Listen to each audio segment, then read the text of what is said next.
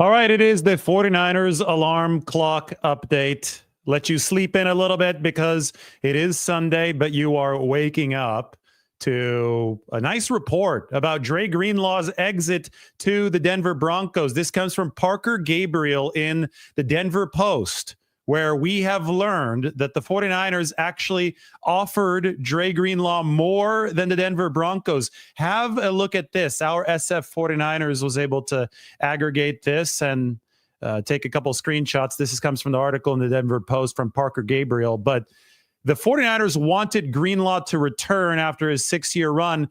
John Lynch and Kyle Shanahan, in fact, had flown to Greenlaw's home in Texas to check in with him. Multiple sources with knowledge of the situation told the Denver Post. The 49ers eventually outbid the Broncos, who'd honed in on Greenlaw to revamp the heart of their defense. But the 49ers brass only flew out, and their offer only increased after the Broncos had already come after Greenlaw. It was like a last-ditch effort from the 49ers. Obviously, Greenlaw had loyalty to Kyle Shanahan and to Fred Warner, his teammate with the 49ers. But then read this part. This part is crazy to me. But, I mean, crazy in a way that Dre Greenlaw felt was predestined.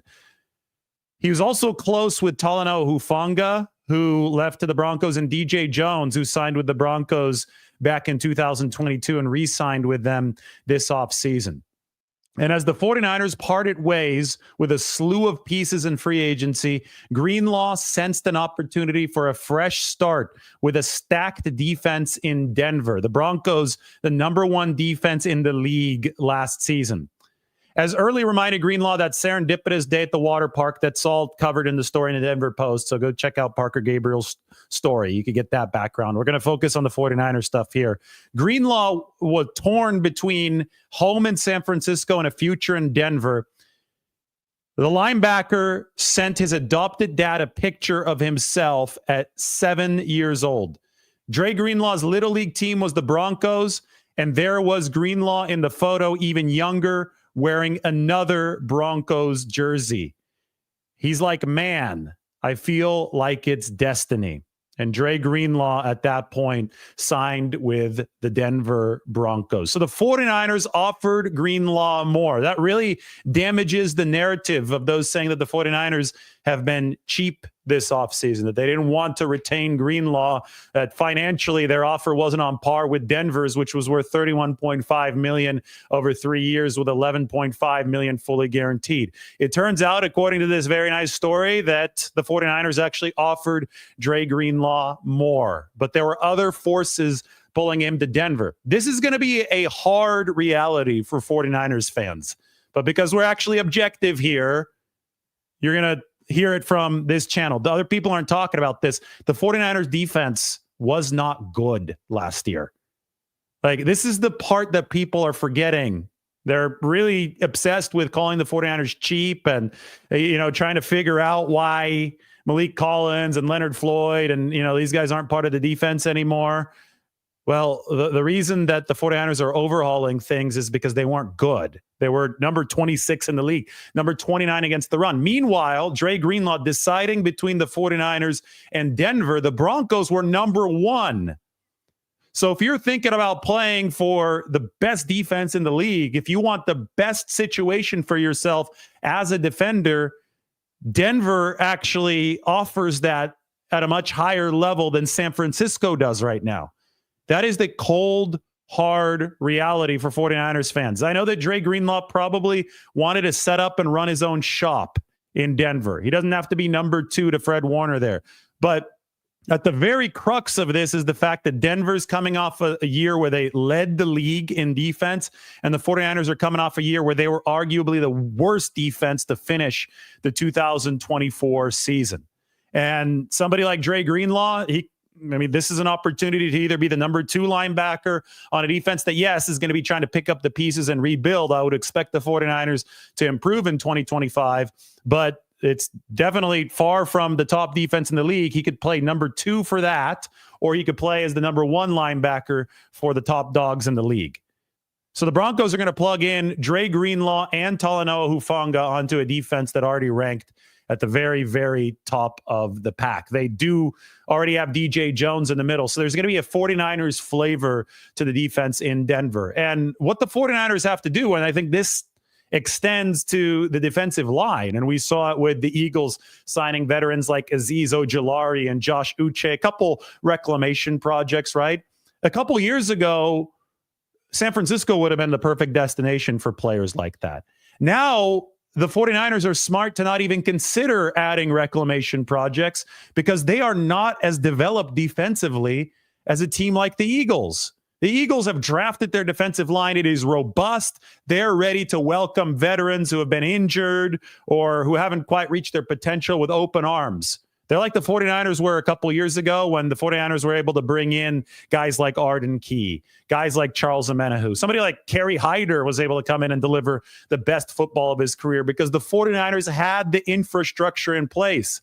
Now San Francisco, with a defense that crashed and burned last year, doesn't. They have to rebuild for the ground up, and that always has to start with the NFL draft. So I just view that as a related phenomenon, right? Dre Greenlaw going and signing with the Denver Broncos, and the 49ers also not bringing in any veteran free agents along the defensive line. They really wanted Greenlaw back. Yes, that was the exception. But the reason that he didn't sign back with the 49ers, or one of them, was because it's the same reason as why the 49ers aren't pursuing some of these veterans in free agency along the defensive line, because their defense is in a much different spot than it was a few years ago when they were loading up with veterans. They need to rebuild the foundation of this first before it makes sense for them to pursue those types of players, and before it makes sense for a player like Dre Greenlaw to re-sign with San Francisco when he has an opportunity like the one in Denver. So no, the 49ers aren't cheap. They're just renovating a defense. I don't say when I have to choose the terminology correctly. A lot of people will shy away from the word rebuilding. It carries a certain stigma in NFL circles. I think it means that you're letting go of your complete foundational pillars. The 49ers obviously aren't doing that. Nick Bosa remains with the team. Fred Warner is going to remain with the team. Deommodore Lenoir is going to remain with the team. They've got a foundational pillar at each level of this defense, but they're definitely renovating the defense around those three guys. They were too old. They were too slow. They were too injured in 2024 as they were just trying to mortgage the run, right? They were trying to extend what was happening over the course of 2019 to 2023 for one more season. But they aged out, and now they have to get younger, faster, healthier. That's what they're doing. And in a way, this Dre Greenlaw pursuit from San Francisco was an aberration in as far as it broke away from the philosophy the 49ers had elsewhere. Greenlaw only played 35 snaps last year. He was one of the players who has struggled with availability, literally tore his Achilles just over a calendar year ago at the Super Bowl 58 in Las Vegas. Wasn't able to deliver after the awesome half he played against the Rams in the return from the Achilles. And the 49ers, by and large, have gone after players with clean records of health who have been available over the course of this offseason, and they've let go of the players who haven't had that. But in the case of Dre Greenlaw, the 49ers wanted him back. And I think that just goes to show you a couple things. The fact that, his story, his history with the team, his attitude, his perseverance to come back from the Achilles and do what he did against the Rams last year. I mean, there's a lot of powerful characteristics that Dre Greenlaw brings to the table that the 49ers feel are important in their locker room. So they said, we're going to buck some of the rules that we have for availability for this guy. This is the one guy that we're willing to spend on. This is the one guy that we're willing to fly out to Texas for. We're going to talk to Dre at his house. Kyle and John are both going to fly out there. They really, really badly wanted him. We heard about Robert Saleh and how adamant he was that Dre Greenlaw re-sign. And the 49ers, they probably owed some of that pursuit to Saleh, right? Saleh, when he was interviewing with the 49ers, really made it known that he wanted Dre Greenlaw back. The history goes back to the 2019 season where they drafted Greenlaw coming out of the Senior Bowl. I remember he intercepted Russell Wilson in that overtime game against the Seahawks in Week 10. It was the first loss of the season, actually, for the 49ers because the backup kicker, McLaughlin, kicked the potential game winner into the tunnel. So they didn't capitalize on that from Dre Greenlaw. But then he stopped Jacob Hollister at the 1-inch line. I mean, so many big plays for Dre. They call him Big Play Dre over his time, all the way to the first quarter of the Super Bowl where, I mean, it was, if Dre Greenlaw doesn't tear his Achilles in Super Bowl 58, the 49ers are Super Bowl champions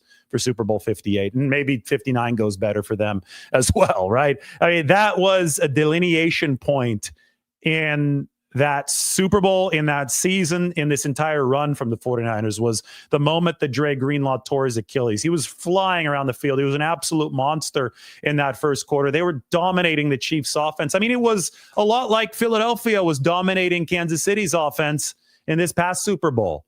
The first couple drives for the Chiefs did nothing in Super Bowl 58. Then Greenlaw got hurt. Travis Kelce started feasting, and we all know how that ended. So the 49ers saw Greenlaw as a transcendent special player who was worth the pursuit, even though he didn't necessarily meet the availability benchmark over the course, especially over the course of the past season, with those 35 snaps. So they went after him. They went after him hard. They offered him more than the Denver Broncos did. But, you know, this also reminds me of the postseason party that I think the Warners threw for Greenlaw. I think they're neighbors back in the Bay Area before he moved away.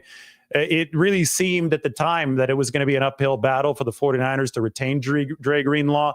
Obviously, Lynch and Shanahan didn't give up until the very last minute. I mean, they pushed even after Greenlaw had agreed to terms with the Broncos, but hadn't yet signed on the dotted line. But if we go back to January, to the social media posts about the going away party, I think it was Sydney Warner who was posting that. I think it was, you know, you trace back with the clues and you could see that it was apparent at that time that this was going to be tough sledding for San Francisco. So that is the Dre Greenlaw exit backstory on the 49ers alarm clock update. He is now with the Denver Broncos. So is Talanoa Hufanga.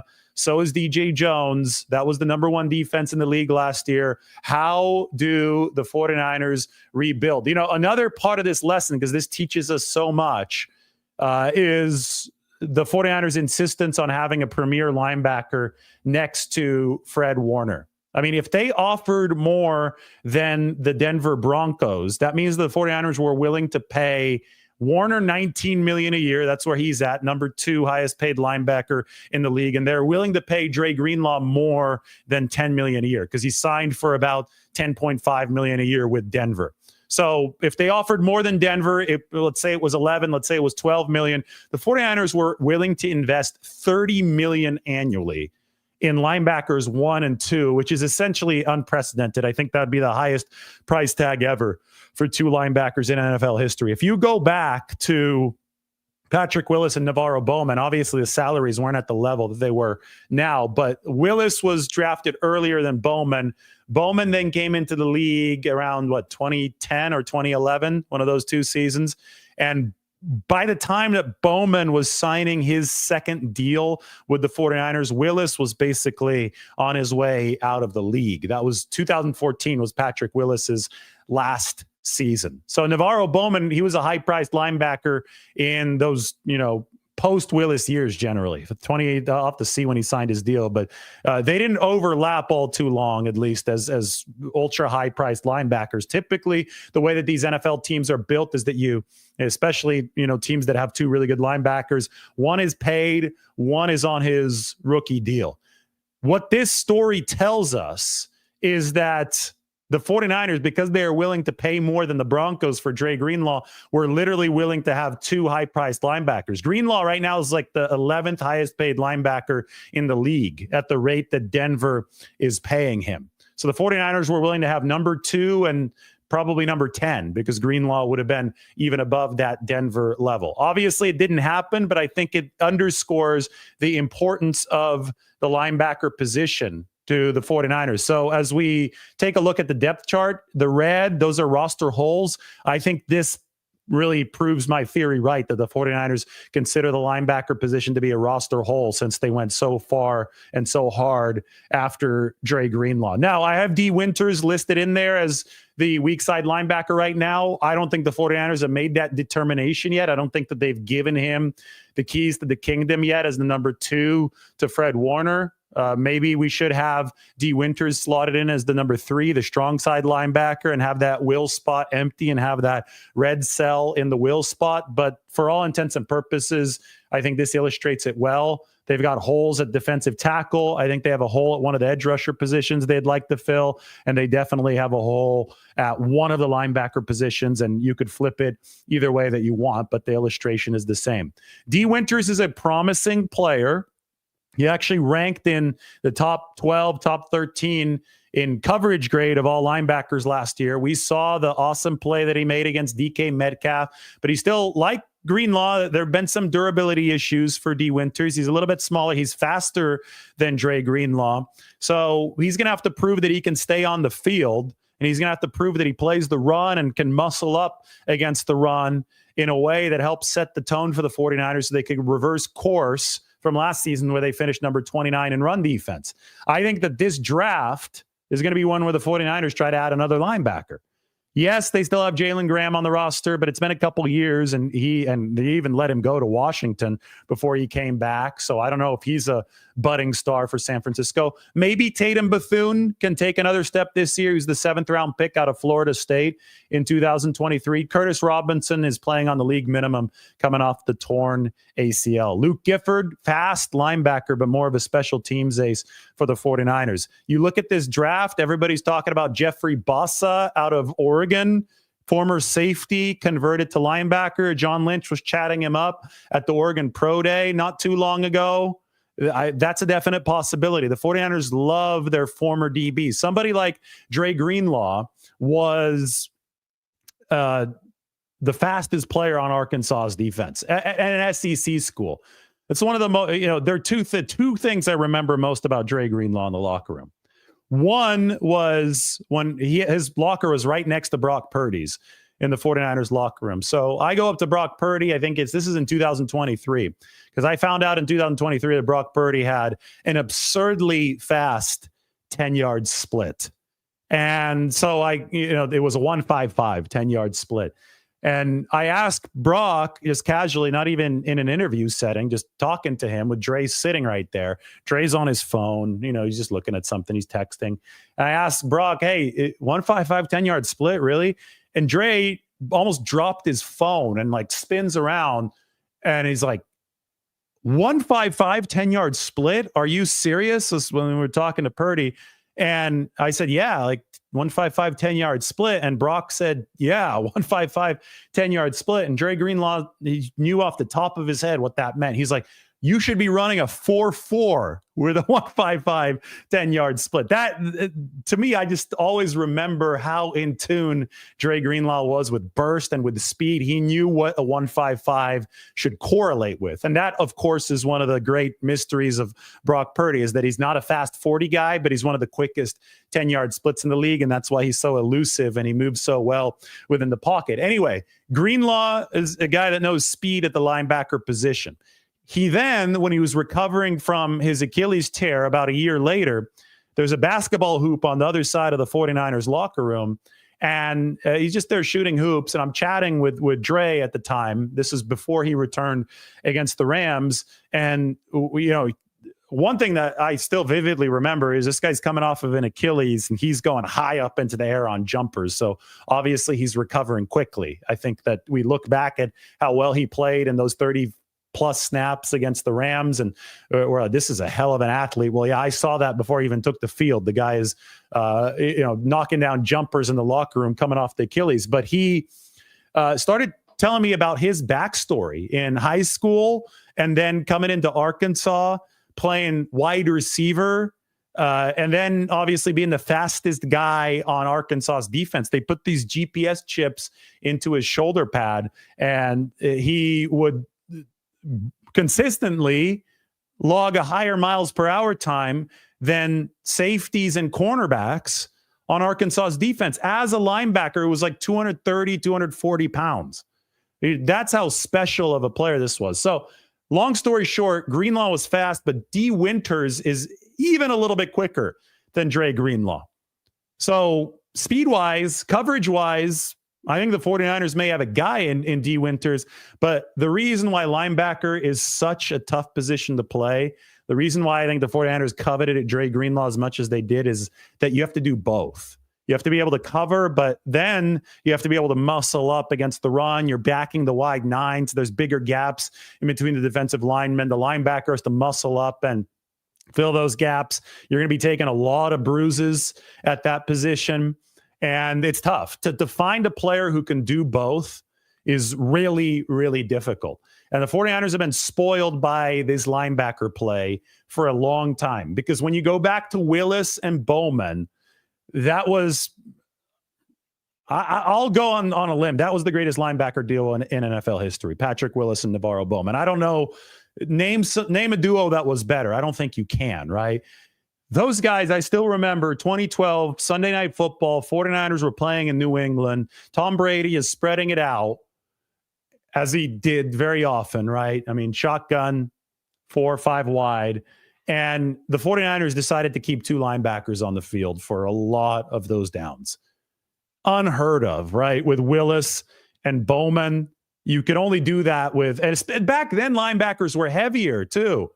I mean, those guys were running up on 250. They're probably somewhere between 240 and 250. Linebackers have downsized now. You've got like 210-pound linebackers. It's almost a joke. These guys are, like I said, you got glorified DBs, guys moving from the safety position.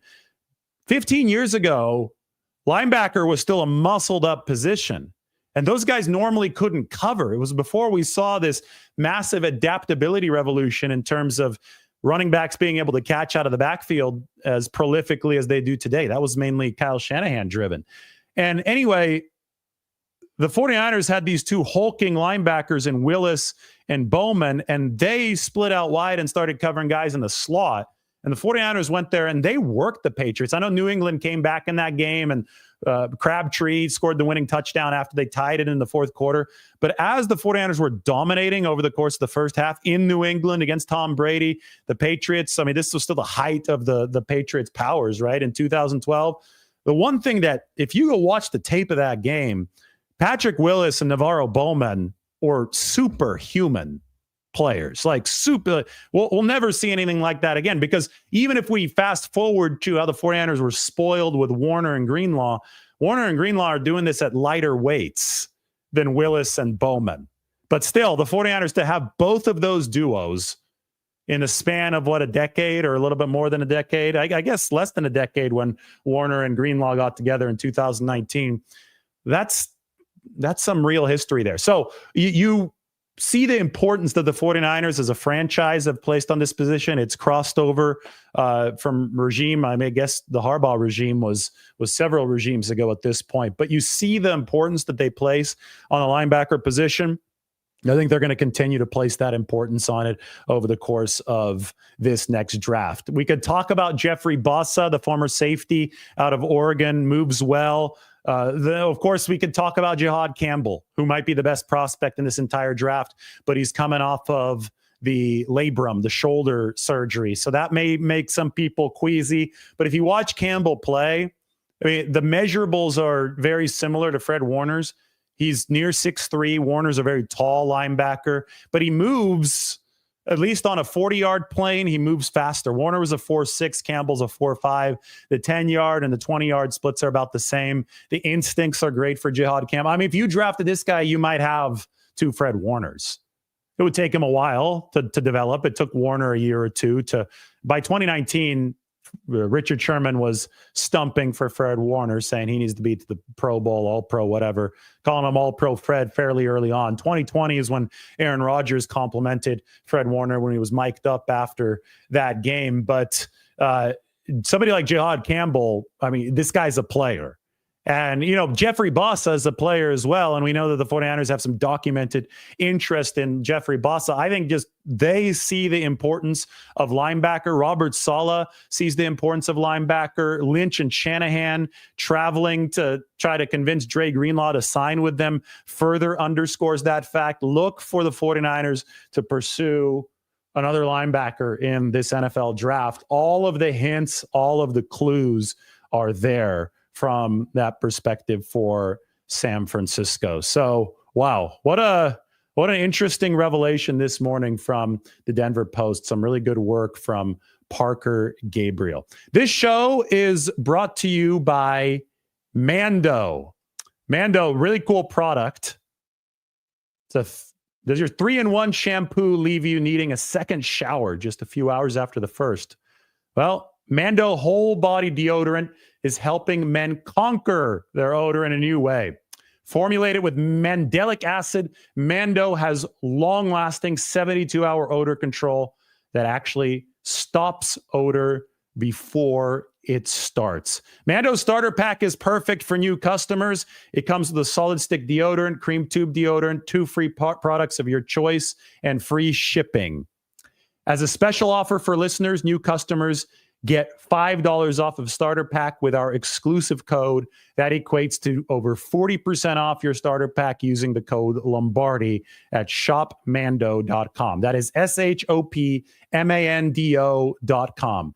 Please support our show and tell them we sent you. Smell fresher, stay drier, and boost your confidence from head to toe with Mando. Shopmando.com. And yes, do support our channel. Go check them out, shopmando.com. Also hit the subscribe button. That supports our channel as well. Like and subscribe. Do both of those. I swear, I'm not just saying this. It goes a long way to help the channel. And we're on our way to becoming the first channel here with 100,000 real subscribers. No fake subscribers purchased. So yes, you should support. I think we're the only ones doing a show on Dre Greenlaw right now. And this is big news for the 49ers. You know, just knowing what their approach was to Dre Greenlaw, offering more than the Denver Broncos. It blows up the whole 49ers are cheap narrative was really just contrived anyway to begin with. If you look at something like this is the NFL team salary cash tracker. This is from Spot Rack. Let's go first to 2024, last year. 49ers ranked second in total cash spent behind only the Cleveland Browns, who love to waste money. 49ers were, this number got adjusted. It was $334 million. I don't know what happened here, but now it's $332.5 million. So in 2024, they spent the second most out of any team in the league. I don't think that equates to cheapness. 2025, this is interesting to me. A lot of people don't have this perspective because A, the 49ers wanted to pay Greenlaw more than the Broncos, but B, look where they're at. They're at number 16 at $267 million. Let's just do some simple math. The 49ers number's down there, right? $267 million. My cursor is circling around it. Number one is Minnesota, $323 million. So 267 to 323 million is about 56 million, right? Yeah, 56 million is the difference. Well, this is salary cash spent in 1 year. The 49ers are 56 million out of first place. Guess how big Jared Goff's signing bonus was? It was a little bit over $70 million. Guess how big Jordan Love's signing bonus was? It was a little bit over $70 million. Well, if you're, just ballpark estimating how big Brock Purdy's signing bonus is going to be, even if it's not over $70 million, even if they structure it a little bit differently and give him a signing bonus a little over 60, the 49ers are all of a sudden going to be the number one cash spending team on salary in 2025. So all this talk about the 49ers being cheap, they're in all likelihood going to exit this offseason as the number one spending team in football the year after they were number two behind the Cleveland Browns. So a couple things. I just don't think that people realize how out of control the 49ers spending had gotten last season. They were just pouring money into this, hoping to hold on for dear life, trying to make another run at the Super Bowl. Old roster. They said, whatever, we're going to go for it. And the spending went up to that total that I just showed you, about $333 million. And then they knew that they were about to pour over a good, I think it's going to be 60 to 70 million in cash this year. I'm not saying that's the average per year for Brock Purdy, but the year one cash flow based on the signing bonus, which they can stretch out against the salary cap, the year one cash flow is almost certainly going to be over $60 million to Purdy. And if they're only $56 million out of first place here, the Purdy deal itself, that's before we get to a George Kittle extension or maybe even a Fred Warner extension and other purchases for the 49ers this offseason, is going to vault them to number one in spending. So, facts over feelings. A lot of people will base their videos and stuff on emotion. I base mine on facts and objectivity. And the 49ers are going to rank number one in spending. Again, like the numbers are here. They're like very, very clear. And I think that the whole 49ers are cheap argument, well, it doesn't listen to actual facts. So like what actually happened? Well, the 49ers actually offered Dre Greenlaw more than the Broncos did. The 49ers are actually going to be the number one spending team in all likelihood after this offseason. It's going to be their second straight year in the top two. And they've been in the top five more often than not under Kyle Shanahan and John Lynch. So, what was crazy is, and we've talked about the team build so many times over the course of the past few weeks, but the amount of money that they poured in to try to just desperately keep this aging roster together and plug holes with expensive guys, especially relative to the production like Leonard Floyd and Malik Collins, the return on investment just wasn't there. So you pour all this money in and you finish as the number 26 defense, number 29 against the run. That's when any logical, competent business owner sits back and says, I spent all this money. I was number 2 in the league in spending, $333 million. A lot of it was spending on the defense, and we finished with what? We finished with the third worst run defense in the league? All right, I'm not spending on that anymore. Let's cut the spending and let's try something else. And the reason that the defense, even though it was expensive, didn't perform well was because it was too old, too slow, too injured.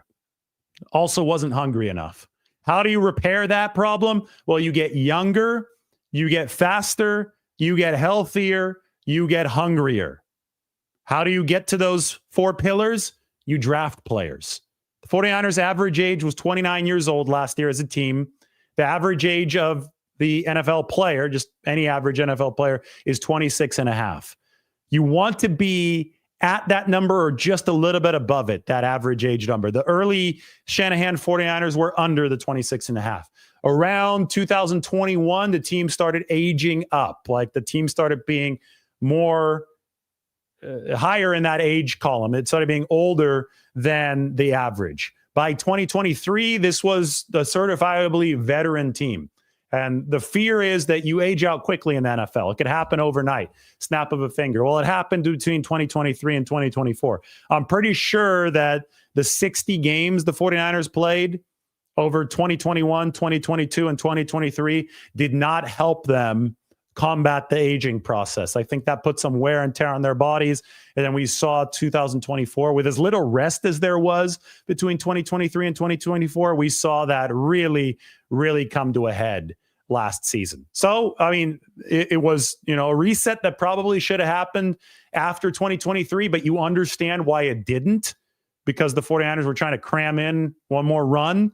Now you have the reset button and you have to hit that reset button. You have no choice. It was the only logical way to operate.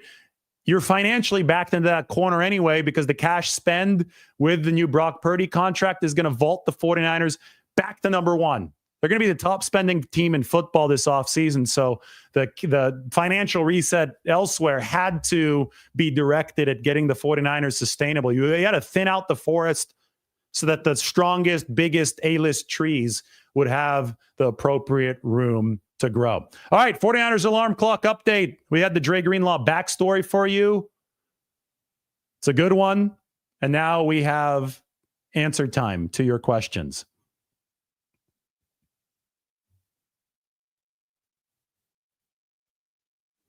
Invader 49er. He always has like these great comments. Purdy has elite reactionary quickness. Purdy has an elite processor. Purdy is an elite anticipatory thrower. Purdy is an elite leader. I mean, he's elite at a lot of stuff. That's why he's been number 1 in QBR ever since he's joined the league in 2022.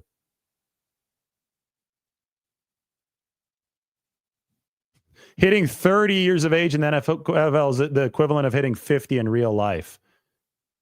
That's when the word old starts to be thrown around. Not a bad comparison.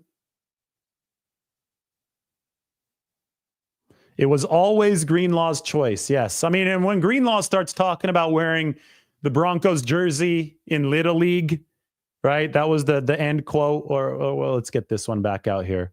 Yeah, his Little League team was the Broncos. When Greenlaw starts talking about this, and then when he caps it off by saying at the very bottom, I feel like it's destiny. Yes, I think it's very clear that it was his choice, and his choice was to go to Denver, not stay with the 49ers.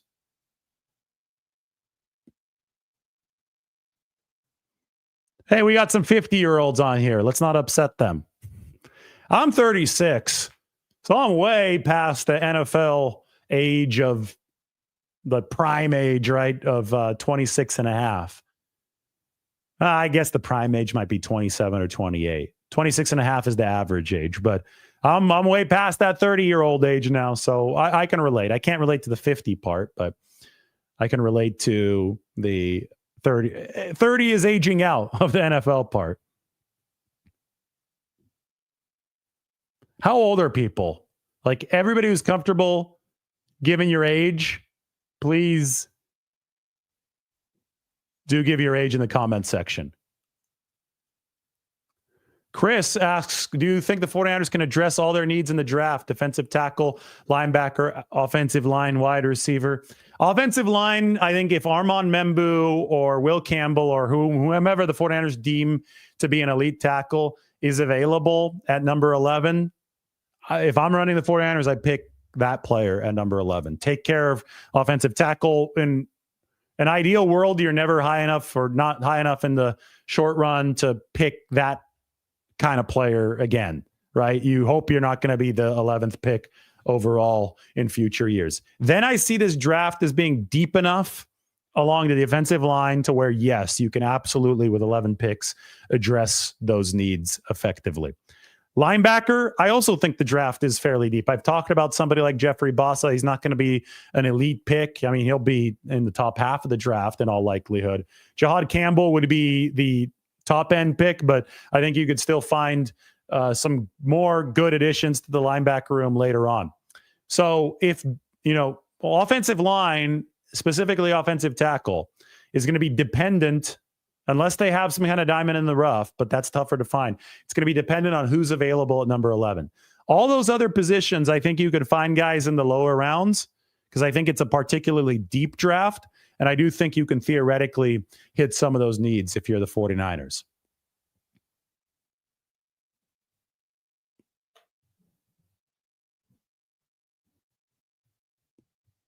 Dennis can't believe that Jalen Moore is gone. Well, I can, given how much he was paid. I can't believe how much the Chiefs paid him, but given the fact that he was, $15 million a year? Of course he's going to be gone at that point. But it just goes to show you that you're not finding good deals in free agency. It is going to be expensive.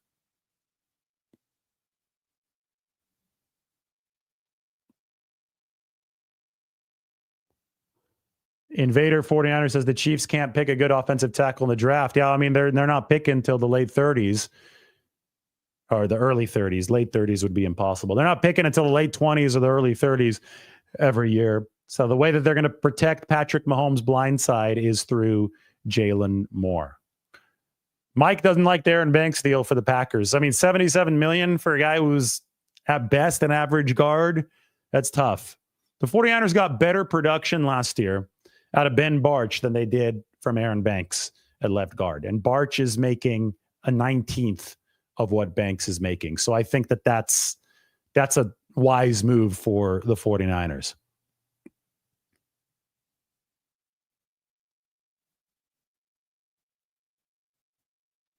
Roy wants pick number 11 to be an offensive tackle that can play guard, or is a trade back?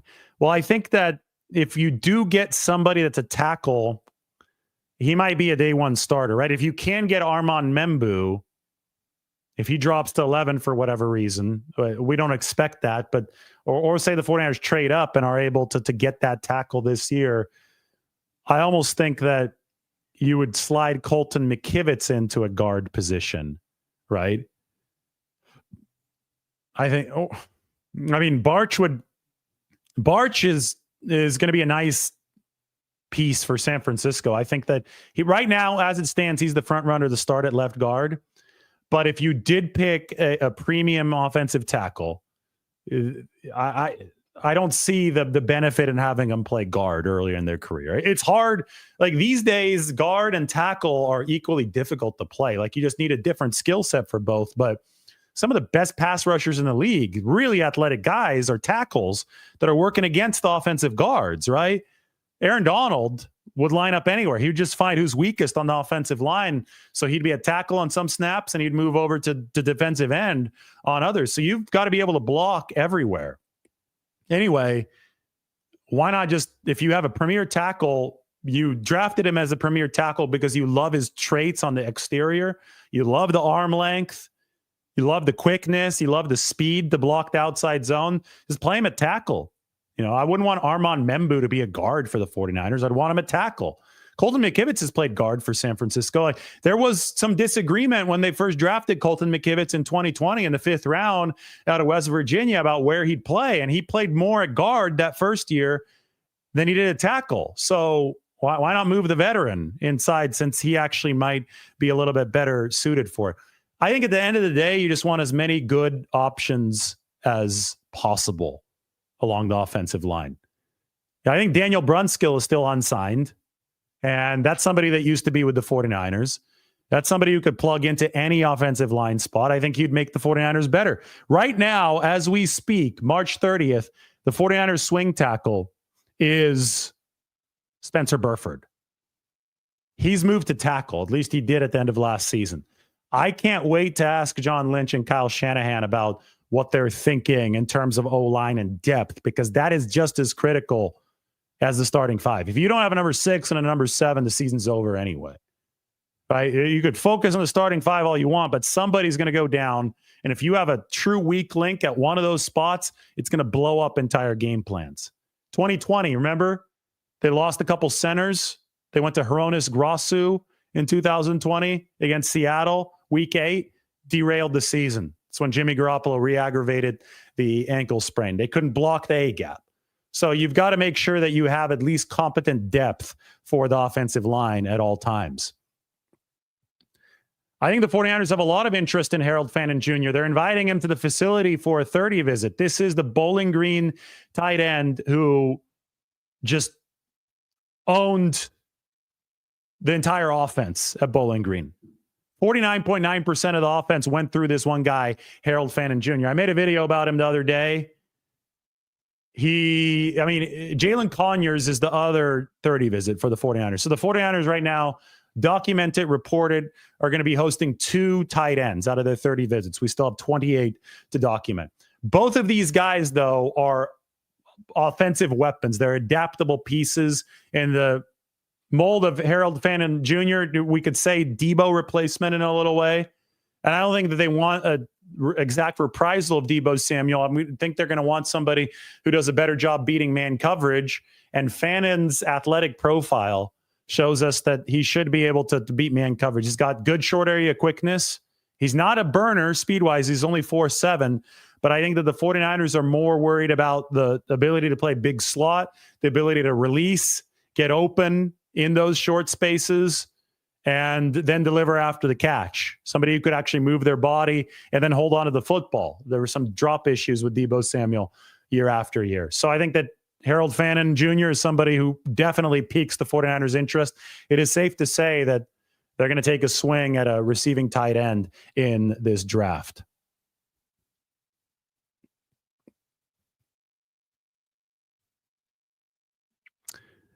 I think that this is a strong possibility. Live interview with some 49ers players this offseason. If you guys want it, let's make it happen over the course of this offseason. Going to the owners' meetings, we're going to have a lot of good content from there coming from West Palm Beach here in the next few days. So stay tuned for that. Make sure to hit the subscribe button. And then we'll figure out what we can do as far as your interview demands moving forward. All right, 45 minutes. That's just about right. This is your 49ers alarm clock update. Every morning you could tune in. This should be your alarm clock on a day-by-day basis. Hopefully, it's informative. Today's, well, with the Dre Greenlaw news, I think that does shed a lot of light on the 49ers and their strategy. They definitely are not cheap, but sometimes things just don't work out the way you want them to. Dre Greenlaw wants to run his own shop with Denver's number one defense. And the 49ers, well, they need to get back to the level of being a premier defensive destination. Robert Saleh back in that coordinator's chair will help. And I guess it's not even a chair with the 49ers. With Robert Saleh it is, and he's down on the field, and that guy's jumping around, full of energy. 49ers alarm clock update. It's over. We'll talk to you guys soon.